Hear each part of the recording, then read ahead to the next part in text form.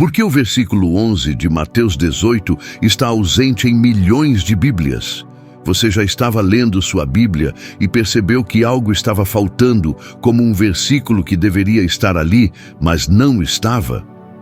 Pois bem, você não é o único. Um versículo essencial sobre a missão de Jesus foi removido de muitas versões modernas da Bíblia. Mas por que isso aconteceu? O que isso significa para a sua fé? Vamos explorar por que esse trecho foi excluído e como ele pode conter a chave para compreendermos a verdadeira missão de Cristo na Terra. Fique comigo, porque esse tema é profundo e pode ser um tanto controverso. No final do vídeo, trarei uma lista das versões que omitem o versículo e outra com aquelas que o mantêm intacto. Agora imagine a seguinte cena. Você está estudando sua Bíblia, seguindo sua tradução preferida. Chega ao versículo 10 de Mateus 18 e lê sobre como não devemos desprezar os pequeninos, pois seus anjos veem a face de Deus no céu. Em seguida, você avança para o versículo 12, onde Jesus fala sobre o pastor que sai em busca da ovelha perdida.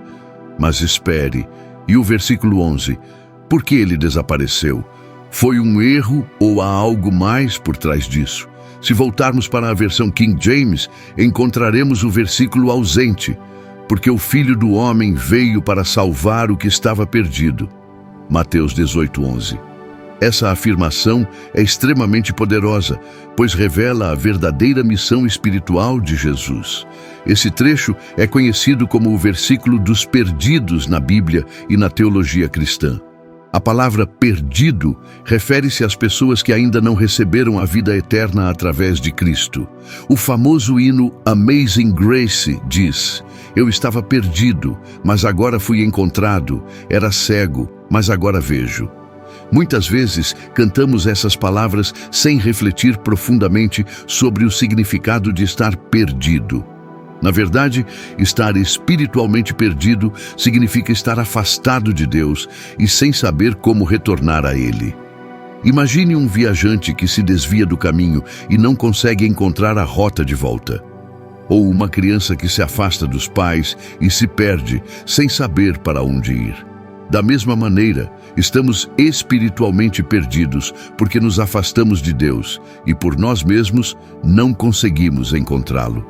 Muitas religiões ensinam que podemos alcançar a Deus por nossos próprios esforços, mas este versículo mostra que o cristianismo é diferente. Ele ensina que não conseguimos encontrar a Deus sozinhos. Por isso, Deus enviou Jesus para nos resgatar. Deus fez por nós aquilo que jamais poderíamos fazer sozinhos. Mesmo quando não percebíamos nossa condição de perdidos, Ele já sabia. Foi por isso que Jesus deixou o céu e veio ao mundo, para nos buscar e nos trazer de volta ao Pai. Esse versículo nos lembra que cada pessoa está em uma dessas duas condições, perdida ou encontrada. Não existe um meio termo. Neste capítulo, os discípulos perguntam a Jesus: "Quem é o maior no reino dos céus?" Jesus, então, traz uma criança para perto e responde: "Em verdade vos digo que, se não vos converterdes e não vos tornardes como crianças, de modo algum entrareis no reino dos céus. Portanto, aquele que se humilhar como esta criança será o maior no reino dos céus." Logo depois, ele declara a verdadeira missão para a qual veio. Durante toda a sua vida, Jesus deixou claro que tinha um propósito e que o cumpriria de forma intencional. Mas, se esse versículo é tão importante, por que ele foi removido de algumas versões? Para entender isso, precisamos voltar ao início. Quando Mateus escreveu seu evangelho, não existiam capítulos nem versículos. Imagine-o sentado em uma sala simples, iluminado apenas por uma lâmpada a óleo, escrevendo um relato contínuo da vida e dos ensinamentos de Cristo. Ele não dividiu seu texto em partes numeradas. Ele apenas registrou, de maneira cuidadosa, as palavras que o Espírito Santo o inspirava a escrever. E o resultado foi uma mensagem preservada para as gerações futuras. Os capítulos só foram adicionados no século XIII, mais de 1000 anos depois que Mateus escreveu seu evangelho. O responsável por essa divisão foi Stephen Langton, arcebispo de Cantuária, que acreditava que separar o texto em capítulos facilitaria a sua leitura e estudo. Esse sistema foi adotado por volta do ano 1227. Já a divisão em versículos veio mais tarde, no século XV. O rabino judeu Natan foi quem primeiro numerou os versículos do Antigo Testamento hebraico em 1448. Mais tarde, em 1555, o estudioso francês Robert Estienne, também conhecido como Stephanus, aplicou um sistema semelhante ao Novo Testamento. A partir de então, quase todas as Bíblias passaram a seguir essas numerações. Mas aqui está o ponto crucial. Como essas divisões não existiam no texto original, qualquer erro ou adição feita ao longo dos séculos ficou essencialmente presa dentro dessa estrutura artificial de capítulos e versículos. Isso nos leva a uma questão fascinante. Alguns estudiosos acreditam que Mateus queria enfatizar a missão de Jesus de salvar os perdidos. Outros argumentam que o versículo sempre esteve presente e que foi omitido apenas em determinados manuscritos antigos. Afinal, quem está certo? Os manuscritos gregos mais antigos do Evangelho de Mateus, aqueles mais próximos da época em que ele foi originalmente escrito, não incluem o versículo 11. No entanto, cópias posteriores, como as que serviram de base para a versão King James, trazem esse trecho. Isso nos leva a uma pergunta intrigante. O que Mateus realmente escreveu? A versão King James, publicada em 1611, foi baseada em uma coleção de manuscritos chamada Textus Receptus. Esses manuscritos, embora muito valorizados, foram compilados a partir de cópias feitas séculos após a escrita original do Novo Testamento. Em contrapartida, traduções modernas como a Almeida Revista e Atualizada, RA, e a Nova Versão Internacional costumam se basear em manuscritos mais antigos e confiáveis, que não contêm Mateus 18:11. Alguns desses manuscritos, como o Códice Vaticano e o Códice Sinaítico, datam do século IV. São consideradas algumas das fontes mais fidedignas do Novo Testamento e omitem completamente Mateus 18:11. Agora, antes que você pense, então minha Bíblia está errada. Zrenia, respire fundo. A verdade é que, independentemente de Mateus 18:11 ter sido parte do texto original ou não, sua mensagem continua sendo totalmente bíblica. Vou te mostrar o porquê. Em Lucas 19, um cobrador de impostos teve um encontro com Jesus que transformou sua vida. Ele era um dos principais arrecadadores de Jericó, e a Bíblia menciona que possuía grande riqueza. Os cobradores de impostos daquela época eram desprezados por seu próprio povo por duas razões. Primeiro, eram conhecidos por extorquir as pessoas e enriquecer de maneira desonesta. Segundo, trabalhavam a serviço do Império Romano. Para os demais judeus, esses cobradores eram considerados traidores, pois colaboravam com os opressores. Esse homem queria ver Jesus quando ele passou pela cidade. Descobriu por onde Jesus caminharia e, antecipando-se à multidão, subiu em uma figueira para conseguir enxergá-lo melhor. Isso é interessante. Era como um fã tentando de todas as formas vislumbrar uma celebridade, sem esperar ser notado.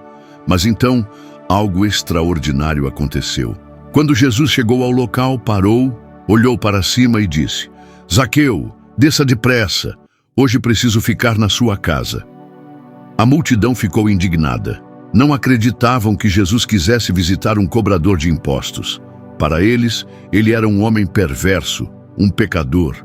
Zaqueu, profundamente tocado, se levantou e disse a Jesus: "Senhor, hoje mesmo dou metade dos meus bens aos pobres, e se prejudiquei alguém, restituirei 4 vezes mais."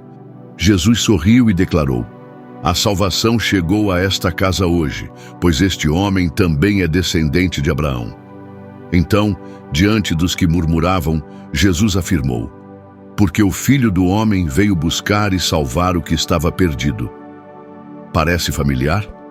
A mensagem é praticamente a mesma encontrada no Evangelho original de Mateus. O ensinamento permanece coerente com tudo o que Jesus transmitiu. Isso nos leva a um questionamento importante.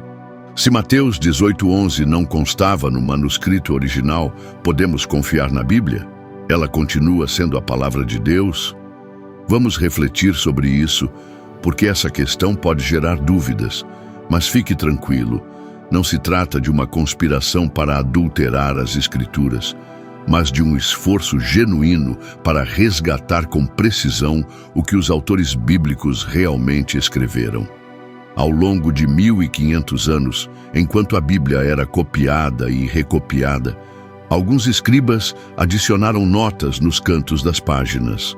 Essas anotações tinham o objetivo de esclarecer trechos complexos ou fornecer informações adicionais. Eruditos modernos que estudam os manuscritos mais antigos disponíveis acreditam que certos versículos podem ter sido inseridos posteriormente por copistas bem intencionados. Por isso, traduções contemporâneas os removem ou os incluem em notas de rodapé. Mas espere, isso não significa que a Bíblia foi adulterada. Não deveríamos estar preocupados com sua confiabilidade? Na realidade, esse processo revela o extremo zelo aplicado na preservação da palavra de Deus. Os estudiosos da crítica textual, especialistas que analisam manuscritos antigos, utilizam ciência e história para garantir que estamos lendo aquilo que foi originalmente escrito. E eis algo incrível. Mesmo com essas ausências de versículos, o conteúdo central da Bíblia não foi alterado. Doutrinas fundamentais, como a salvação, a ressurreição de Cristo e o amor de Deus, continuam absolutamente intactas. Ao colocar esses versículos em notas de rodapé ou entre colchetes, as traduções modernas estão sendo transparentes sobre a base documental que possuem. Não estão ocultando nada. Pelo contrário, estão nos ajudando a compreender melhor a verdade e, longe de abalar nossa fé, deveriam aprofundar nossa sede pela palavra de Deus. A Bíblia é de importância fundamental para a fé cristã, pois serve como a principal fonte de conhecimento sobre Deus, quem Ele é e o que fez por nós. Além disso, revela verdade sobre a humanidade, incluindo nossa história, nosso caráter e nossas necessidades espirituais. A Bíblia apresenta o plano de salvação de Deus, oferecendo perdão e renovação para a humanidade em sua condição pecaminosa. Também estabelece os padrões divinos sobre o certo e o errado, além de comunicar a vontade de Deus para suas criaturas. Como a fé cristã está profundamente fundamentada na esperança do futuro, a Bíblia é indispensável para guiar nosso caminho rumo à eternidade.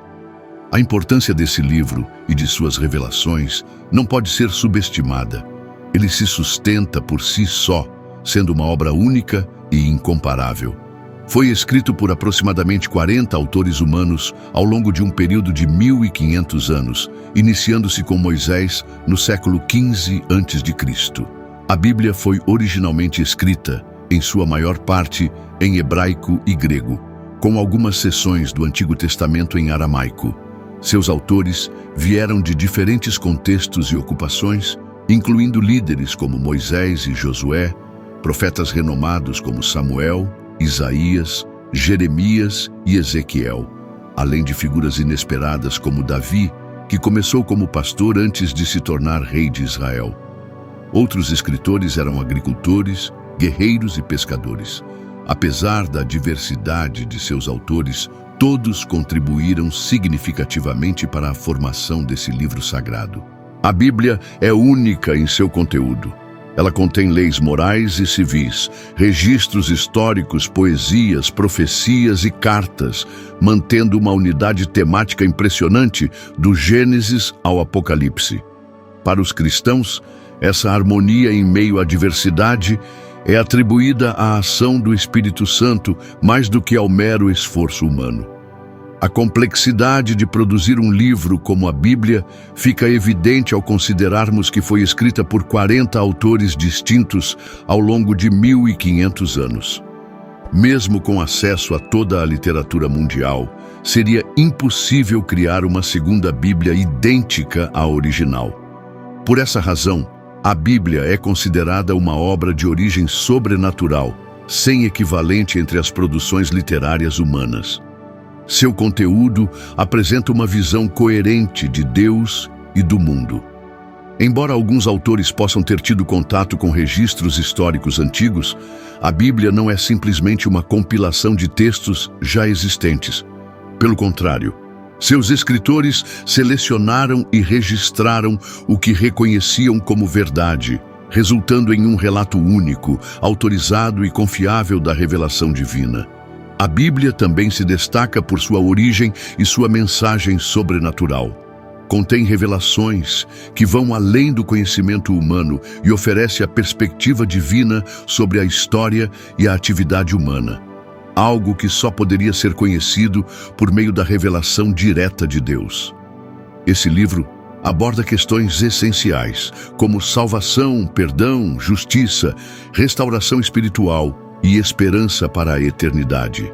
O alcance da mensagem bíblica se estende da eternidade passada à eternidade futura, algo que evidentemente exige a intervenção divina. As variações entre as diferentes versões da Bíblia dependem do enfoque de cada tradução ou revisão, mas todas buscam preservar e transmitir fielmente a essência da palavra de Deus. Existem mais de 50 versões diferentes da Bíblia em português, e isso ocorre por duas razões principais.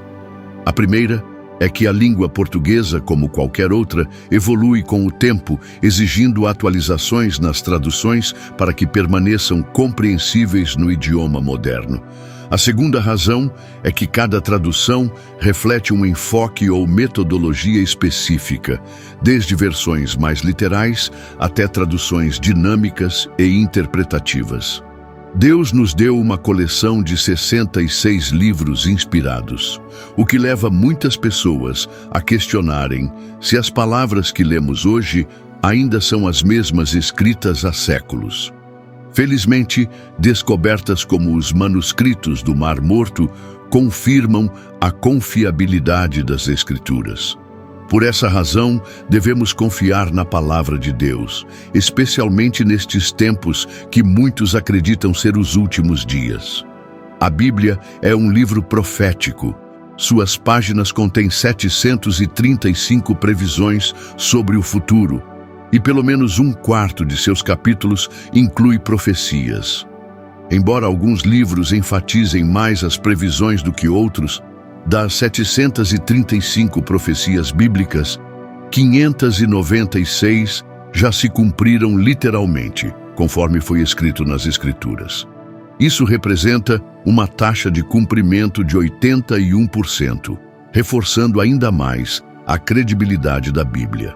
O restante, 19%, está relacionado principalmente à volta de Jesus e aos eventos futuros, o que nos dá confiança de que também se cumprirão no tempo determinado por Deus.